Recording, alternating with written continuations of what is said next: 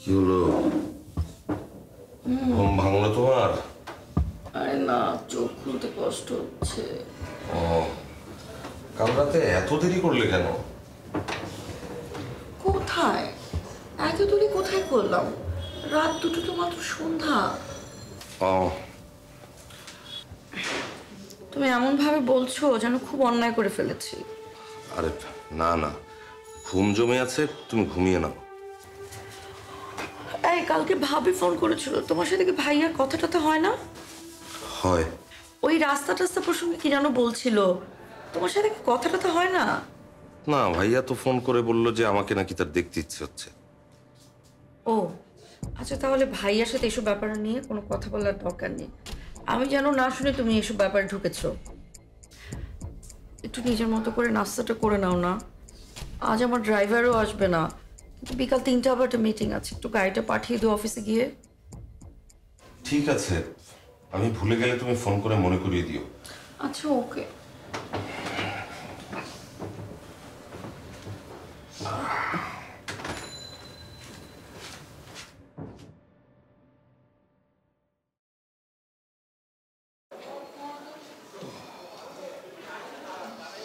Good morning.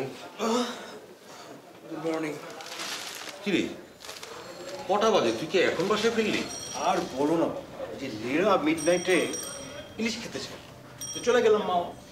ও ও আবদার করলো আর তুই রাজি হয়ে গেলি? ইয়েস বাবা, তুমি তো জানো যে লীরাকে আমি না করতে পারি না।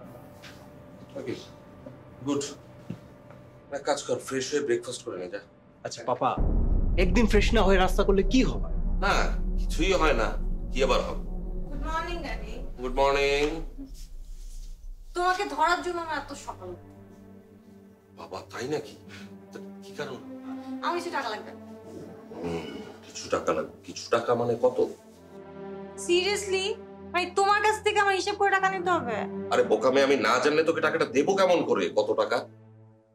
এই তো 50,000 হলেই হবে। তুই এত টাকা দিয়ে কি করবি?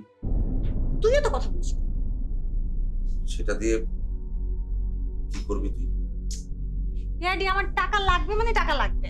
তুমি এত কথা বলতেছো কেন? অ্যাকাউন্টে দিয়ে দিও। মানে এটা কি পাপা?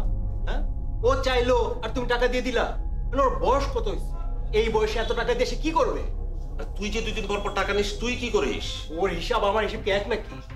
বাবা এত কথা না বলে তোর কত টাকা দরকার সেটা বল, আমি দিয়ে দিচ্ছি। পাপা, এর জন্য তোমাকে আমার এত ভালো লাগে। যা এখন ব্রেকফাস্ট করে নে যা। আগে ফ্রেশ হয়ে আসি। তাই নাকি?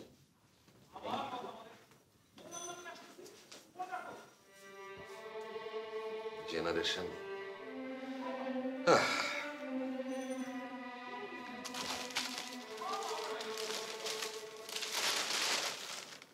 ঠান্ডা হয়ে গেল নাকি?